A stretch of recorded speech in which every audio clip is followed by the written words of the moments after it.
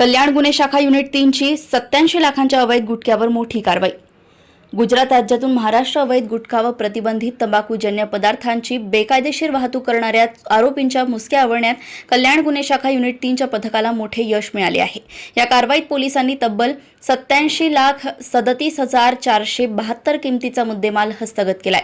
गुन्हे शाखेचे वरिष्ठ पोलीस निरीक्षक अजित शिंदे यांना मिळालेल्या माहितीनुसार गुजरात राज्यातून आयशर टेम्पोमधून महाराष्ट्रात प्रतिबंधित गुटखा व तंबाखूजन्य पदार्थांची बेकायदेशीर वाहतूक होत आहे। 17 ऑक्टोबर 2025 रोजी सायंकाळी 5:30 वाजता गंधारी ब्रिज चौक कल्याण पश्चिम येथे सापळा रचण्यात आला।